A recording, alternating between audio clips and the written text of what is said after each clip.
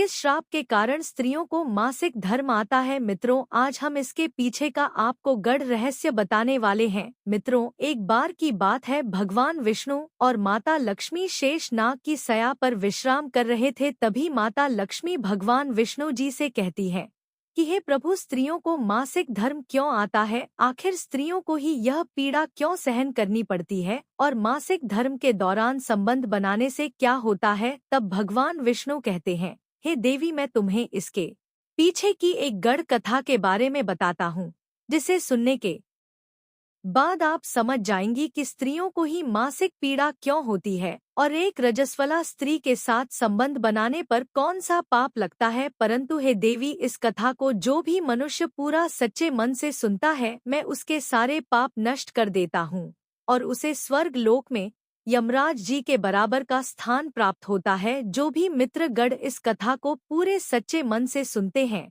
तो उनके घर में पैसे की बरकत होती है। ही देवी, अब मैं तुम्हें बताता हूँ किस कारण से स्त्री को मासिक धर्म से गुजरना पड़ता है। यह घटना सतयुग की है। सतयुग में काल के नाम से प्रसिद्ध एक दानव हुआ करता था। दानव होने के कारण उनका स्वभाव उग्र था और वह हमेशा ही युद्ध करने के लिए तत्पर रहता था। फिर एक दिन सभी दानव वृत्रासुर के साथ मिलकर स्वर्ग लोक पर चढ़ाई करने लगे। उन असुरों के पास भयंकर शक्तिशाली अस्त्र थे जिसका देवता सामना ना कर सके और भागकर ब्रह्मदेव के पास चले गए। फिर ब्रह्मदेव ने उन्हें असुरों को परास्त करने का उपाय बताते हुए कहा, हे इंद्र, तुम इसी क्षण महर्षि दधीच के पास जाओ। वे अपने शरीर की हड्डियों से तुम्हें अस्त्र शस्त्र प्रदान करेंगे। उन्हीं अस्त्रों का प्रयोग करके तुम वृत्रासुर का वध कर सकोगे। फिर सभी देवता महर्षि दधीच के आश्रम पर जाते हैं और उनसे प्रार्थना करके अस्त्र प्रदान करने की विनती करते हैं।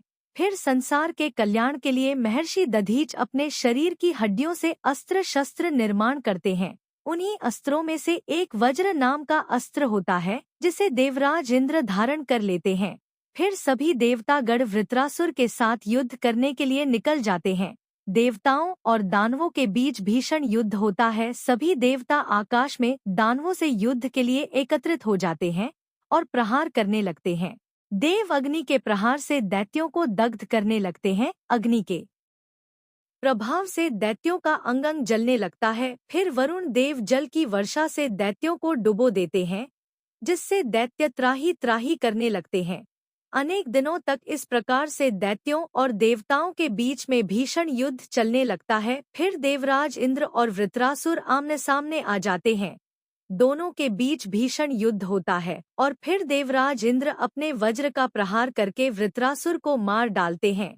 उस दानव वृत्रासुर की मृत्यु होते ही उसके शरीर से ब्रह्मा हत्या बाहर निकलती है और इंद्र का पीछा करने लगती है। फिर वह ब्रह्मा हत्या इंद्र के शरीर में प्रवेश कर लेती है, जिससे इंद्र को ब्रह्मा हत्या का पाप लगता है। अब देवराज इंद्र ब्रह्मा देव के पास जाते हैं और उनसे ब्रह्मा हत्या से छुटकारा दिलाने के लिए कहते हैं। फिर ब्रह्मदेव उस ब्रह्मा हत्या को इंद्र के शरीर से निकलने की आज्ञा देते हैं और तब वह ब्रह्मा हत्या इंद्र के शरीर से बाहर निकलकर ब्रह्मदेव से कहने लगती है, हे परमपिता, अभी तक मैं वृत्ता असुर के शरीर में निवास कर रही थी, क्योंकि उसने अनेक ब्रह्मा हत्याएं की थी। जब इंद्र ने उसकी हत्या की तो मैं इंद्र के शरीर में वास करने लगी। अब आप ही मुझे कोई उचित स्थान दीजिए जहाँ पर मैं रह सकूं। फिर ब्रह्मदेव कहते हैं, हे ब्रह्मा हत्या, मैं तुम्हें उचित स्थान देता हूँ। फिर ब्रह्मदेव ने ब्रह्मा हत्या के 4 भाग किए और कहा, है ब्रह्मा हत्या, तुम्हारा 1/4 भाग अग्नि के भीतर रहेगा। जो भी मनुष्य अग्नि को आहुति नहीं देगा, तुम उसके शरीर में प्रवेश कर लेना। तुम्हारा दूसरा 1/4 भाग जल के भीतर रहेगा।